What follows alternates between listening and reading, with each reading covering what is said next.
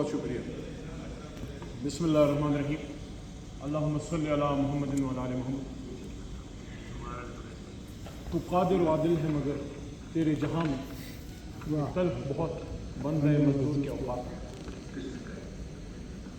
میں اس علاقے سے تعلق رکھتا ہوں جناب ڈپٹی اسپیکر صاحب جو کسانوں کا دیش ہے. میرے باپ دادا کسان رہے ہیں. ہاں صاحب پڑھ لکھ گئے.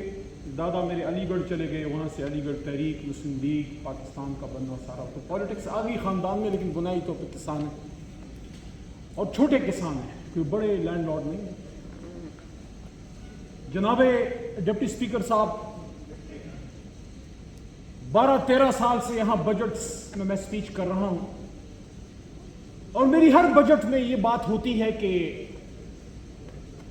اپوزیشن کہتی ہے برا بجٹ ہے, حکومت اس کی ڈیفنس کرتی ہے, لیکن ایک بنیادی نقطے پہ ہم نہیں آتے اور وہ یہ ہے جس دن ہم اس نقطے پہ آ گئے یہ پاکستان وہ پاکستان بن جائے گا جس کے لیے 27 رمضان المبارک کو حضور نبی کریم صلی اللہ علیہ وسلم کے روح کے فیض سے یہ ملک ہمیں ملا تھا. اور وہ یہ کہ بجٹ جب ہم غیر سودی بنائیں گے, جب تک سود سے یہ ملک نکلتا نہیں ہے تب تک ہم وہ بجٹ نہیں بنا سکتے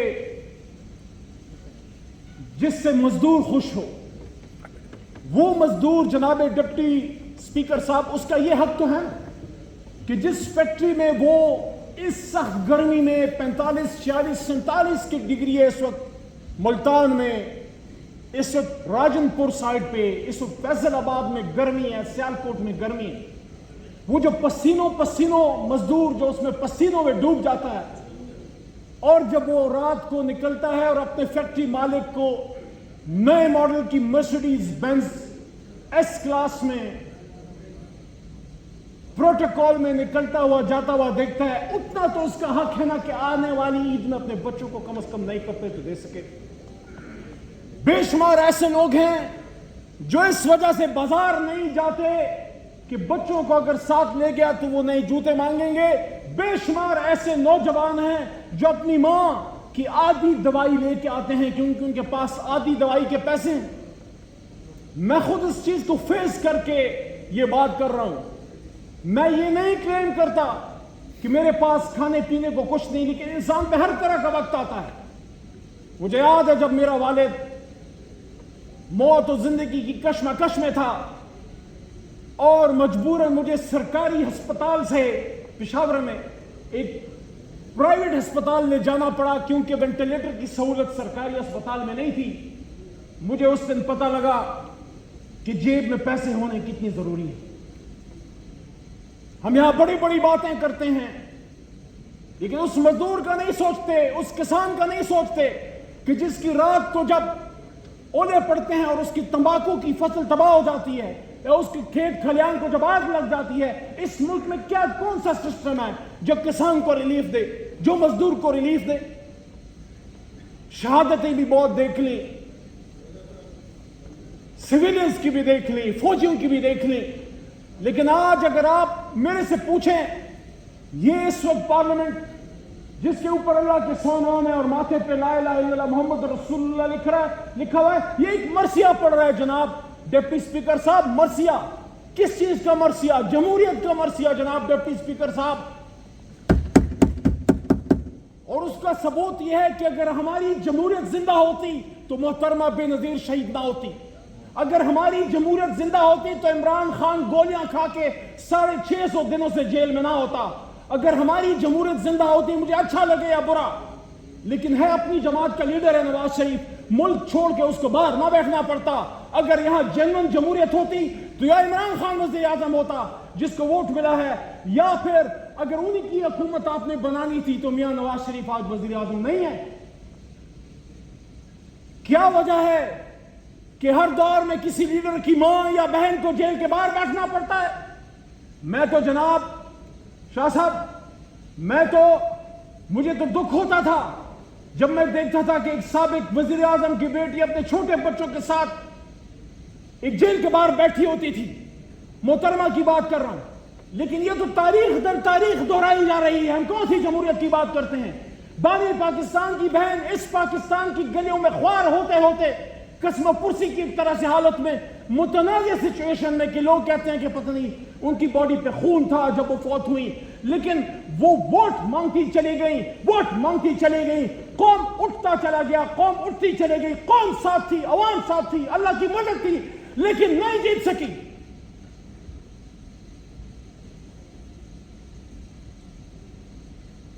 اپنے عظیم بھائی کو مانی پور ایئرپورٹ اور گورنر جنرل ہاؤس کراچی میں ایک بروکن ایمبولنس میں پنکھا دیتی رہی، گاڑیاں فراٹے برتے گزرتی رہی، قائد اعظم اور اس کی بہن بیٹھی رہی، تو وہ قائد اعظم محمد علی جناح کی کہانی، یہ بھٹو بے نظیر کی کہانی، اور وہی دہرائی جا رہی ہے عمران خان اور علیمہ خانوں کی کہانی۔ تو کیا فرق ہوا، کیا تبدیلی ہوئی 75 سال میں؟ بطور وکیل مجھے بڑا دکھ ہوا، شخصیات پہ نہیں جاتا، لیکن جب اس ملک کے ایک سابق چیف جسٹس پاکستان کو بالوں سے پکڑ کے ڈکٹیٹر نے کھینچا، اس سے ایک تحریک کھڑی ہوئی۔ آج ہم نے کیا حالت کر دی اس جمہوریت کی۔ میرا بیٹا وکالت پڑھ رہا ہے، میں نے بھی وکالت پڑھی، اور میری خواہش ہے کہ میں انجینئرنگ کے بعد آیا ہوں۔ کسی کا اتنا دل کا زور نہیں ہوتا کہ انجینئرنگ کر کے وکالت پڑھے، میرا یہ تھا کہ میں قلم سے لڑائی لڑوں گا، بندوق سے نہیں۔ آج اپنے بیٹے کو میں کیا بتاؤں، کون سی عدالت میں جاؤ؟ وہ عدالتیں جو بالکل 26ویں آئینی ترمیم کے بعد تباہ و برباد کر کے رکھ دی گئی۔ یہ کون سی آئینی ترمیم ہے جس میں میرے ایک ممبر کو اٹھا کے اغوا کر کے اس سے ترمیم کروائی جائے، اور یہ میری بات ابھی دل چلے گی، قوم نہیں سن پائے گی، یہ بلیک آؤٹ ہو جائے گا۔ یہاں سے ایسی ترامیم ہوئی ہیں، اس ایوان کے اندر سے میرے آنریبل ممبران کو اٹھا کے لے گئے، میں چیختا رہ گیا، آپ سب نے سپورٹ کی۔ میں تو بھٹو کے غم میں آپ کے ساتھ کھڑا ہوں۔ جب بھٹو کو پھانسی لگی، میں خود بطور وکیل اس کیس کے دوران جونیئر سپریم کورٹ آتا تھا، اپنے اس وکیل صاحب کے ساتھ جو خود شہید ہو گیا، لطیف افریدی، جو ایک شہید کا کیس لڑنے ایز این حمایت کے ساتھ آتا ہے سپریم کورٹ، اور وہاں مجھے وہ تاریخی الفاظ سننے کو ملے جب میرے ایک محترم سینئر بابر روان صاحب نے سپریم کورٹ میں اس کیس کا حوالہ دیا، جب ایک جج نے ایک سابق وزیر اعظم کو کہا کہ کیا ایک مسلمان وزیر اعظم ایسے ہوتا ہے؟ یہ الفاظ، تصدیق آمیز الفاظ بھٹو کو سننے پڑے، جس نے آپ کو ایٹمی قوت دی، جس نے آپ کو ختم نبوت کا قانون دیا، لیکن کیا تبدیل ہوا؟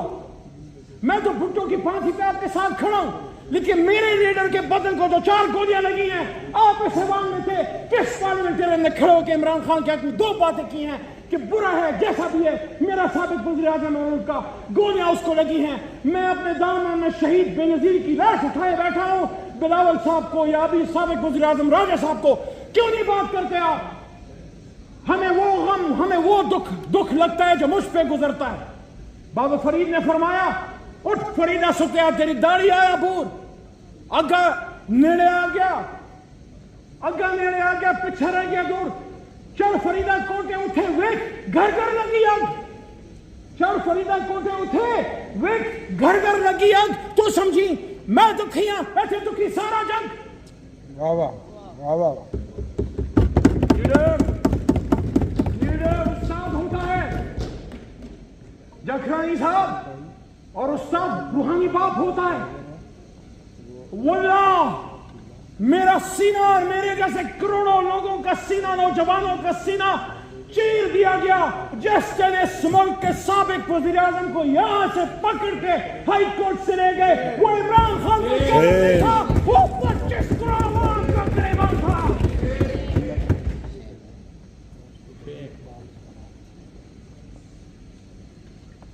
نقار خانے میں طوطی کی آواز، بالکل غلط ہوا، غلط کو غلط کہیں گے۔ ایک سابق ڈکٹیٹر نے اب اس دنیا میں نہیں، مشرف صاحب نے جب ایک سابق وزیر اعظم نواز شریف کو ہتکڑی ڈال کے ملک بدر کیا، وہ غلط تھا، لیکن اگر وہ غلط تھا تو 6.5 ستون سے عمران خان کی جیل صحیح کیسے ہو گئی؟ جھوٹے مقدمے۔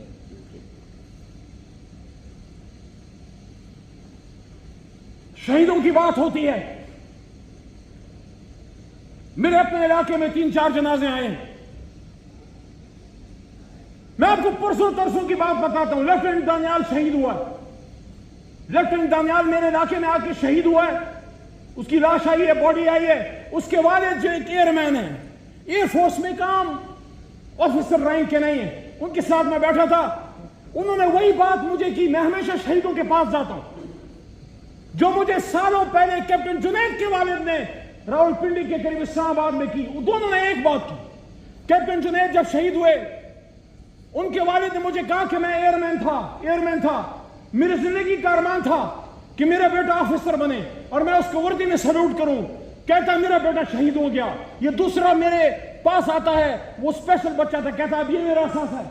اور دانیال کے والد مجھے کیا کہتے ہیں, اس کے بالکل گھر کے سامنے اس کی قبر ہے, جھنڈا پاکستان کا لگا ہوا ہے. کہتا ہے دانیال ایک خواب تھا. تو شہادتیں, قربانیاں تو ہر جگہ پہ ہیں. پھر مسئلہ کیا ہے؟ پھر مسئلہ حل کیوں نہیں ہو رہا؟ اے چاند یہاں نہ نکلا کر, یہاں الٹی گنگا بہتی ہے. اس دیش میں اندھے حاکم ہیں, نہ ڈرتے ہیں نہ نادم ہیں, نہ لوگوں کے وہ خادم ہیں. ہے یہاں پہ کاروبار بہت, اس دیش میں گردے بکتے ہیں. کچھ لوگ ہیں عالی شان بہت, اور کچھ کا مقصد روٹی ہے. اے چاند یہاں نہ نکلا کر. یہ دیش ہے اندھے لوگوں کا. لیکن ہمارا اللہ کیا کہتا ہے؟ وہ کہتے ہیں وَلَا تَقْنَطُوا مِن رَحْمَتِ اللَّهِ. ہم نے مایوس نہیں ہونا, ہم نے اپنی جمہوریت سے مایوس نہیں ہونا, ہم نے سٹینڈ لینا ہے. غلط کو غلط کہنا ہے, صحیح کو صحیح کہنا ہے. ہمارا لیڈر پیغمبر نہیں ہے, پیغمبر ایک ہی ہے جو وہاں آخری جمعہ گنبد خضرا کے نیچے وہاں موجود ہیں. باقی سب انسان ہیں. غلط کو غلط کو یار, ہم سب لیڈرز ہیں. یہاں جو آتے ہیں پیچھے آپ کے بھی لاکھوں لوگ ہیں. آپ غلط کو غلط کہو گے تو لیڈرشپ بھی ٹریک پہ رہے گی. لیڈرشپ کے ساتھ مضبوط رہو. کبھی کسی کو اپنے لیڈر کو دغا نہیں دینی چاہیے, لیکن اپنے اندر عمری صفت پیدا کرو. سب کو پاکستانیوں کو میں کہہ رہا ہوں, جس طرح حضرت عمر فاروق رضی اللہ تعالیٰ عنہ کے سامنے ایک صحابی کھڑے ہو گئے اور انہوں نے کہا کہ آپ نے 2 چادریں لی ہیں اور ہمیں تو صرف ایک ملی ہے, تو انہوں نے پھر اس کی وضاحت دی. جب ہم اپنے اندر سیلف اکاؤنٹیبلٹی کا کلچر پیدا کریں گے, دوسرے کی طرف ایک انگلی کرتے ہو 3-4 اپنی طرف ہوتی ہیں, وہ ہم نہیں دیکھتے. میرے دوستو, میرے پاکستانیوں, جناب ڈپٹی اسپیکر صاحب, اپنے گفتگو کے اختتام کی طرف میں آج یہ کہنا چاہتا ہوں, اگر صرف ملک چلانا ہے تو چل رہا ہے, جمہوریت کے بغیر بھی چل رہا تھا. لیکن اگر ملک کو دنیا کی سب سے بڑی طاقت بنانا ہے, جو صوفی برکت علی صاحب کا ایک پیشن گوئی تھی, جو قائد اعظم کا ایک خواب تھا, جو بات صوفی برکت صاحب کر گئے, فیصل آباد والے کے وقت آئے گا کہ اسلام آباد کی ہار نہ میں دنیا کی ہار نہ کے فیصلے ہوں گے. تو 1948 میں یا 42 میں قائد اعظم محمد علی جناح لائف میگزین کو انٹرویو دیتے ہوئے کہہ چکے ہیں. ان سے پوچھا گیا, mister Jinnah, how do you perceive Pakistan? Jinnah صاحب said, I perceive Pakistan to become the pivot of the world. اور اسی جناح نے یہ بھی کہا, pivot of the world یعنی دنیا کی سب سے مضبوط طاقت بنے گی. اسی جناح نے یہ بھی کہا جمہوریت کا مرثیہ. انہوں نے یہ بھی کہا, آخری 1-2 منٹ بس, میرے خیال میں وقت ختم ہو رہا ہے. انہوں نے یہ بھی کہا سٹاف کالج کو, I think 14 جون 1948 کو انہوں نے کہا کہ it is we the civilians who are going to make the policies. الفاظ کمی بیشی ہو سکتی ہے. آرم فورسز کو کہا سٹاف کالج میں, you have to obey those policies, implement those policies. We the civilian will make the policies. My question to this parliament is, when will that time come when the civilian leadership, who are the real heirs of Qaid A'zam Muhammad Ali Jinnah, Barrister Jinnah, ایک قلم کے مزدور نے بنایا تھا, گھوڑے کے اوپر بیٹھ کے, کسی فوجی جنرل نے نہیں, ایک سیاسی کارکن, ایک قلم کے مزدور نے پاکستان بنایا تھا. آپ کی ہم عزت کرتے ہیں, آپ کی ہم عزت کرتے ہیں جب آپ بارڈر پہ لڑتے ہیں. پھر ہم بارڈر لیڈر یوسف کے پاس نہیں جاتے ہیں. ارتضا بچہ جس کو ادھر گولہ لگا, کرنل حسین صاحب کے, ظہیر حسین صاحب کے بیٹے ہیں, جنگ کے دوران میں ان کے گھر گیا. میرے اپنے علاقے میں ایاز شہید کی لاش آئی ہے, کندھے پہ اس کی لاش رکھ کے قبر میں اتاری ہے. اور ابھی ایک اور لاش آئی ہے شہید شوکت علی کی, اس کی قبر پہ اس جگہ کھڑا تھا, یہ کسی کو نہیں پتا. یہ اس ہفتے میں اس کی قبر پہ جو فاتحہ پڑھ رہا تھا, اوپر وہ پہاڑ تھا جس کے اوپر ڈرون ہوا ہے. لوگ کہتے تھے مت جاؤ, تم پہ سنائپر ہو جائے گا. میں نے کہا نہیں, میں جاؤں گا, شہید کا جنازہ ہے. لیکن جب آپ اپنے رول سے اس طرف آؤ گے, نو, This area is not for you. You are to defend the borders. We will support you like a rock, like a solid.